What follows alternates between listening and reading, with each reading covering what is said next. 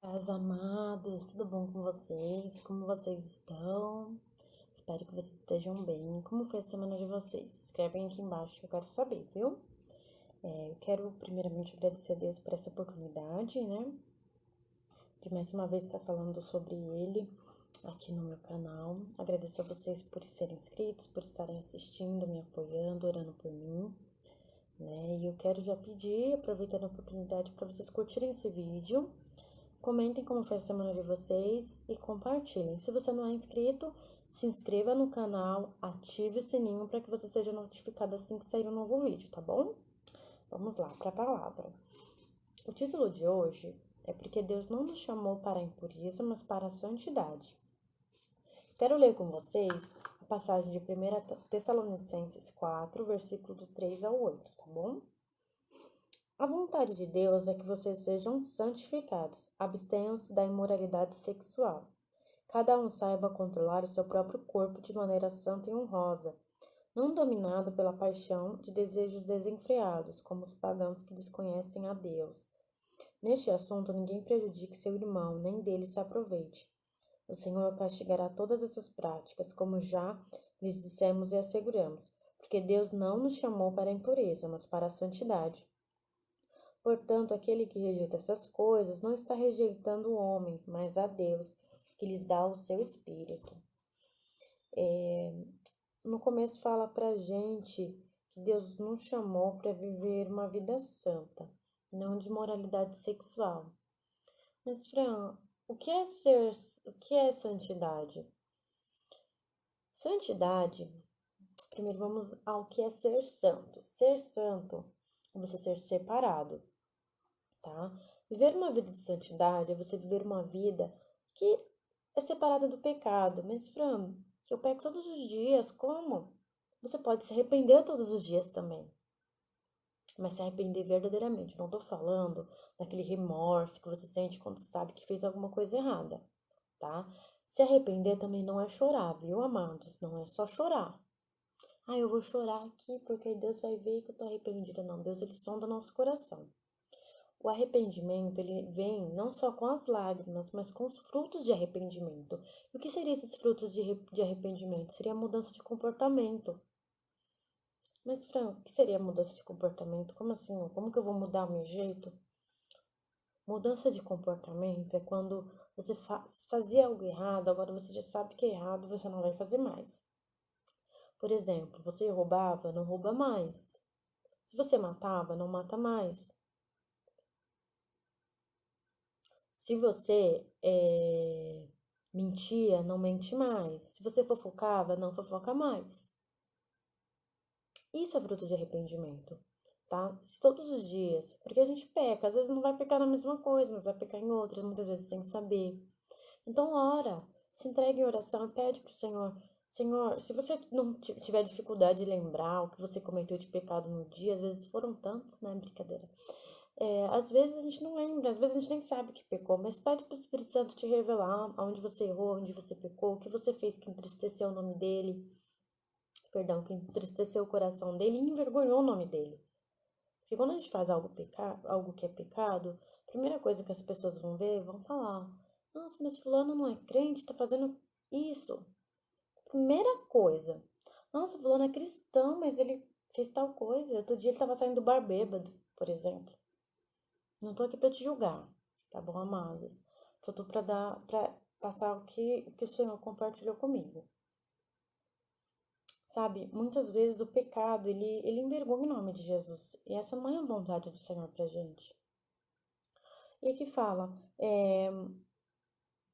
abstenham-se da imoralidade sexual. Cada um saiba controlar o seu próprio corpo de maneira santa e honrosa, não dominado pela paixão de desejos desenfreados como os pagãos que desconhecem a Deus.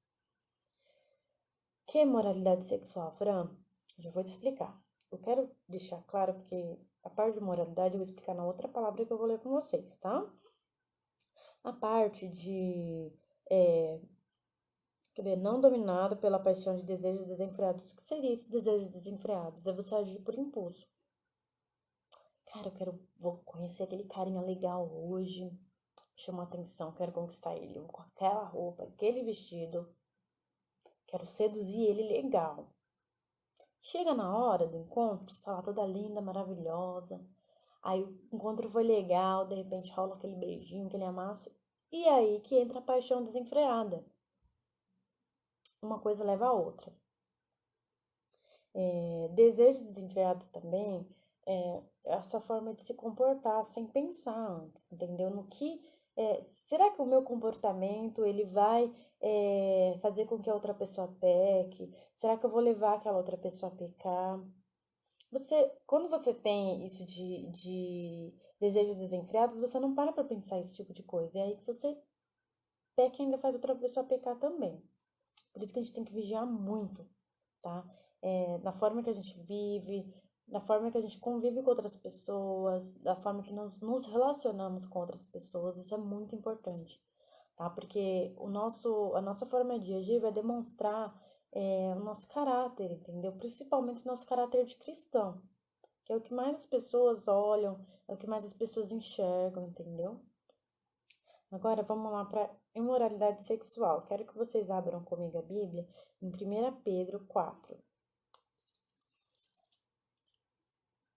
Bom, em 1 Pedro 4, do versículo. Eu vou ler do versículo 1 até o 7, tá bom? Portanto, uma vez que Cristo sofreu corporalmente, armem-se também do mesmo pensamento, pois aquele que sofreu em seu corpo rompeu com o pecado. Cristo, ele rompeu com o pecado dele no momento que ele se entregou na cruz por nós, para que fôssemos salvos, tá? Aí vamos para o versículo 2. Para que no tempo que lhe resta não viva mais para satisfazer os maus desejos humanos, mas sim para fazer a vontade de Deus. No passado, vocês já gastaram tempo suficiente fazendo o que agrada aos pagãos. Os pagãos seriam as pessoas desse mundo, os amigos, balada, essas coisas. Naquele tempo, vocês viviam em libertinagem. Agora vai entrar o que é imoralidade sexual. E aqui tá dando alguns exemplos. Libertinagem, sensualidade, orgias, e aí que eu acabei resumindo. Fornicação, prostituição, masturbação, conversas indecentes em roda de amigos ou pela internet, pornografia. Isso é moralidade sexual. E além disso, ainda tem outros, que seria bebedeiras, farras, idolatria repugnante. Eles acham estranho que vocês não se lancem com eles na mesma torrente de imoralidade, e por isso os insultam. Contudo, eles terão que prestar contas àquele que está pronto para julgar os vivos e os mortos. Por isso mesmo o evangelho foi pregado também a mortos, para que eles, mesmo julgados no corpo, segundo os homens, vivam pelo Espírito segundo Deus. O fim de todas as coisas está próximo, portanto, sejam criteriosos, estejam alertas, dediquem-se à oração. Esses exemplos que eu dei para vocês são exemplos de moralidade e de pecado que a gente comete. E é pra gente se abster desse tipo de coisa. Porque tudo isso impede a gente de ter uma vida santa, uma vida que agrada verdadeiramente a Deus. Quero ler com vocês também 2 Timóteo, capítulo 2, versículo do 21 ao 22. Se alguém se purificar dessas coisas, será vaso para a honra, santificado, útil para o Senhor e preparado para toda boa obra.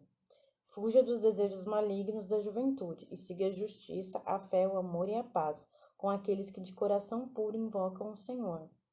Aqui a palavra de Deus te aconselha você se abster do pecado, né? E lá atrás eu li naquela parte que fala que eles te insultam porque você não faz as coisas que eles fazem. Essas são aquelas pessoas que te influenciam de alguma forma a você pecar, tá? Porque eles não conhecem a Deus. Mas se você conhece a palavra, se você conhece a verdade, então você sabe que é errado. Então você precisa abster dessas coisas. No momento que você aprendeu que isso é pecado, que nem eu tô falando agora, alguém já disse lá atrás, então você precisa abster disso, entendeu? Se purificar. A melhor forma de você se purificar é você se arrepender, ter um arrependimento verdadeiro, tá? E aqui ele fala, para que você busque né? Siga a justiça, a fé, o amor e a paz com aqueles que de coração puro invocam o Senhor. O que seria? O que o Senhor está querendo dizer aqui? Para que vocês se afastem das pessoas que te influenciam a pecar e se aproximem daqueles que com o coração puro invocam o Senhor. Tem uma frase que eu sempre falei, que a gente a nossa personalidade ela é formada pelas 5 pessoas que a gente mais convive. Com quem você está convivendo? Quem são os seus amigos? Quem é seu companheiro? Porque isso diz muito de quem você é. Agora, se você está rodeado de pessoas que buscam a Deus, que buscam o Senhor, buscam ter uma vida santa, automaticamente você vai ser influenciado pelo caminho bom. Agora, se você busca estar próximo de pessoas que insultam o nome do Senhor, que pecam, que não têm temor algum, e você é influenciado por isso, então você está escolhendo viver uma vida de pecado, porque você está sendo influenciado dessa forma, tá? Mas eu não tô dizendo que a gente peca só quando a gente é influenciado, tá? Na palavra fala que o nosso pecado, ele é fruto dos nossos desejos carnais, né? Que é exatamente esses que eu te falei, que nos leva à imoralidade sexual, que nos leva a pecar de outras formas também. Agora eu quero ler com vocês 1 Pedro, capítulo 1, versículo 13 ao 16. Portanto, estejam com a mente preparada, prontos para agir. Estejam alertas, novamente, estejam alertas. E coloquem toda a esperança na graça que lhes será dada quando Jesus Cristo for revelado. Como filhos obedientes, não se deixem amoldar pelos maus desejos de outrora, quando viviam na ignorância, quando não conheciam a palavra. Mas assim como é santo aquele que os chamou, sejam santos vocês também, em tudo o que fizerem, pois está escrito: sejam santos, porque eu sou santo. Senhor, ele nos fez a imagem e semelhança dele. E o que o Senhor é? Santo. Então a gente precisa ser santo também. A gente precisa, aqui fala que, como filhos obedientes, não se deixam amoldar pelos maus desejos de outrora, não se deixam amoldar pelos costumes desse mundo. Não se deixem amoldar pelos seus desejos carnais, pelas suas vontades. Mas antes, vocês precisam se entregar à oração. Oração de súplicas. O que seria arrependimento isso? Vocês precisam se arrepender do seu pecado. Você precisa se arrepender, reconhecer o seu pecado, se arrepender verdadeiramente dele e buscar em Deus uma mudança de comportamento. Deixa o Espírito Santo mudar o seu caráter, ele faz isso. Assim como ele fez comigo e vem fazendo até hoje. Porque eu ainda peco. Mas muitas coisas que eu fazia antes eu não faço mais. E isso é mudança de caráter. Isso é largar o pecado. Isso é buscar viver uma vida santa. Eu vou contar um breve testemunho, aproveitando que é Dia dos Namorados hoje. Um exemplo de mudança de comportamento, por exemplo, em questão de relacionamento. Há uns anos atrás, eu me afastei da presença de Deus, eu me afastei do Evangelho e eu me relacionei com uma pessoa que também estava afastada. E tivemos um relacionamento de mais de um ano, onde nosso relacionamento era totalmente mundano, não agradava a Deus. E eu posso dizer uma coisa, muitas vezes eu sentia assim, por causa do pecado, eu sentia muito arrependimento, frustração, tristeza, angústia, culpa. Era isso que o pecado me fazia. Era isso o mal que o pecado me fazia. Eu não tinha paz. Quando eu passei a buscar em Deus uma mudança de comportamento, eu larguei isso tudo, eu deixei para trás. Eu busquei viver uma vida nova com o Senhor. Jesus, ele me deu uma nova chance para que eu me arrependesse dos meus pecados, para que eu já conhecia Jesus. Mas eu passei a me tornar íntima dele depois que eu larguei o pecado, depois que eu larguei aquilo que me afastava dele. E era isso que me afastava dele, porque muitas vezes eu me sentia envergonhada de chegar na presença do Senhor. Então eu decidi sair daquele relacionamento que me fazia mal, tanto emocionalmente, isso já é testemunho para outro momento, mas principalmente espiritualmente. Porque eu estava a ponto de morrer espiritualmente. A pior morte não é aquela da carne, mas assim a do espírito. Quando seu espírito, a sua alma já era. entendeu? Você não tem mais sentimento, você não tem mais aquela culpa. Você tá vivendo uma vida louca, já era, entendeu? Como se não existisse o amanhã. Essa é a verdadeira morte, essa é a pior. E aí, o que que eu fiz? Eu busquei em Deus, eu fiz um propósito com Deus. Eu falei, Senhor, eu não quero mais viver um relacionamento dessa forma. O próximo relacionamento que eu tiver, eu quero que seja um relacionamento santo, que agrade o Senhor, porque eu quero honrar o Senhor no meu relacionamento, na minha vida. E foi dessa forma, eu fiz um propósito com o Senhor. Desde então eu me guardei. E eu falei pro Senhor, eu falei, Senhor, a próxima pessoa que eu for me relacionar, eu quero me relacionar para casar, porque eu não quero brincar, eu era nova ainda, mas assim, você para pra pensar, né? Você fala, meu, um monte de amiga minha já casou, então, tipo, eu não tô mais na época de ficar brincando de relacionamento. E eu já sabia o que eu queria. Eu queria ter um relacionamento em santidade, que agradasse a Deus, e foi isso que eu busquei. Então, nesse período que eu me guardei, eu fiquei em oração, buscando a Deus, buscando que o Espírito Santo moldasse o meu caráter, buscando em Deus uma transformação, e foi isso que eu consegui, para a glória do Senhor.